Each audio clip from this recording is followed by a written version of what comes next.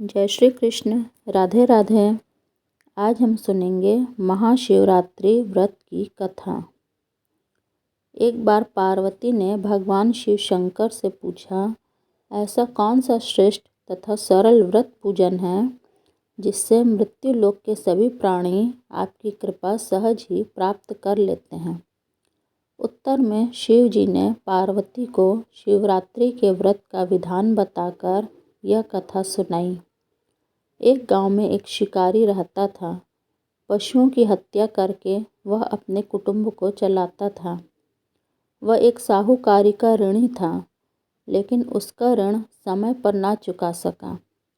क्रोधवश साहूकार ने शिकारी को शिव मठ में बंदी बना लिया। संयोग से उस दिन शिवरात्रि थी।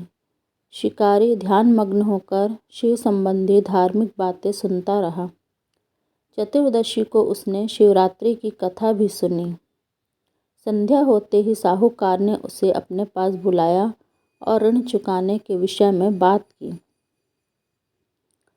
शिकारी अगले दिन सारा ऋण लौटा देने का वचन देकर बंधन से छूट गया।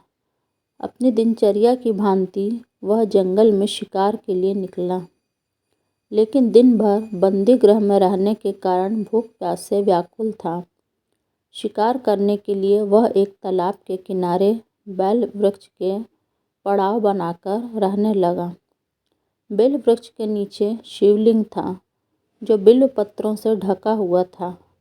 शिकारी को उसका पता न चला। पड़ाव बनाते समय उसने जो टहनियाँ तोड़ी थी, वे संयोग से शिवलिंग पर गिरी। इस प्रकार दिन भर भूखे प्यासे शिकारी का व्रत भी हो गया और शिवलिंग पर बेलपत्र भी चढ़ गए।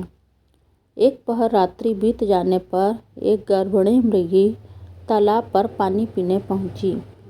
शिकारी ने धनुष पर तीर चढ़ाकर जो ही प्रत्यंचा खींची, मृगी बोली, मैं गर्भिणी हूँ, शीघ्र ही प्रसव करूँगी।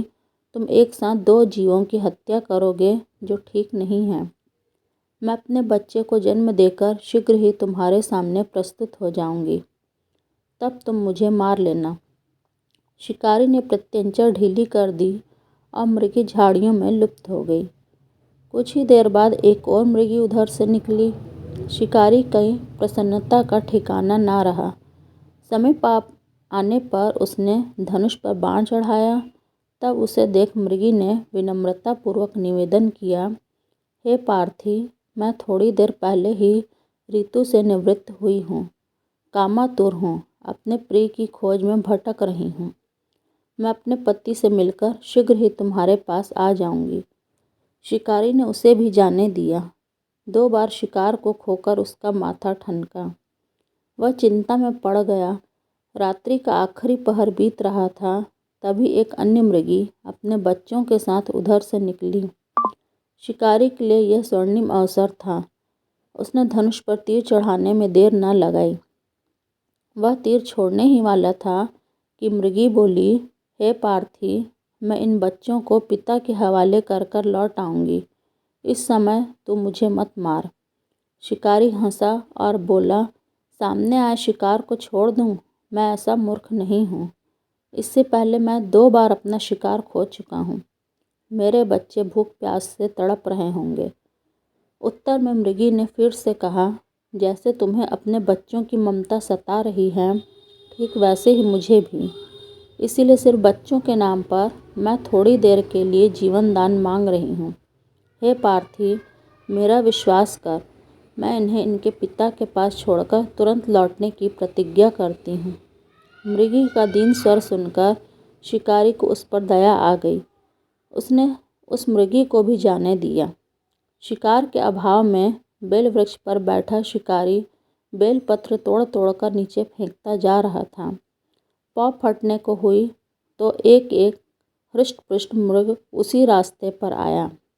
शिकारी ने सोच लिया, इसका शिकार वह अवश्य करेगा। शिकारी की तनी प्रत्यंचा देखकर मृग विनीत स्वर में बोला, हे पार्थी भाई, यदि तुमने मुझसे पूर्व आने वाले 3 मृगियों तथा छोटे छोटे बच्चों को मार डाला है, तो मुझे भी मारने में विलंब ना करो, ताकि उनके वियोग में मुझे एक क्षण भी दुख ना सहना पड़े। मैं उन मृगियों का पति हूँ। यदि तुमने उन्हें जीवन दान दिया है तो मुझे भी कुछ क्षण जीवन दान देने की कृपा करो। मैं उनसे मिलकर तुम्हारे सामने उपस्थित हो जाऊंगा। मृग की बात सुनते ही शिकारी के सामने पूरी रात का घटना चक्र घूम गया। उसने सारी कथा मृग को सुना दी। तब मृग ने कहा, मेरी तीनों पत्नियां जिस प्रकार प्रतिज्ञाबद्ध होकर गई हैं, मेरी मृत्यु से अपने धर्म का पालन नहीं कर पाएंगी। अतः जैसे तुमने उन्हें विश्वास पात्र मानकर छोड़ा है, वैसे ही मुझे भी जाने दो। मैं उन सबके साथ तुम्हारे सामने शीघ्र ही उपस्थित होता हूँ। उपवास, रात्रि जागरण तथा शिवलिंग पर बेलपत्र चढ़ाने से शिकारी का हिंसक हृदय निर्मल हो गया। उसमें भगवत शक्ति का वास हो गया। धनुष तथा बाण उसके हाथ से सहज ही छूट गए। भगवान शिव की अनुकंपा से उसका हिंसक हृदय कारुणिक भावों से भर गया।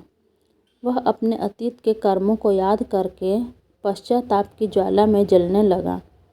थोड़ी ही देर बाद मृग सपरिवार शिकारी के समक्ष उपस्थित हो गया ताकि वह उनका शिकार कर सके।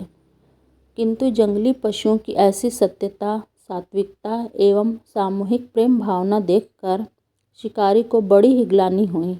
उसके नेत्रों से आंसुओं की झड़ी लग गई।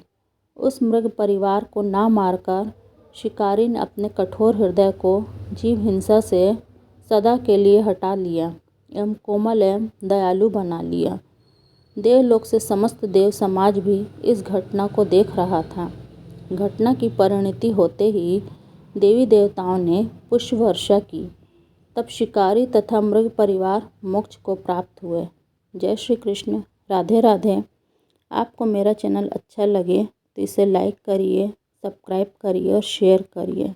हर हर महादेव।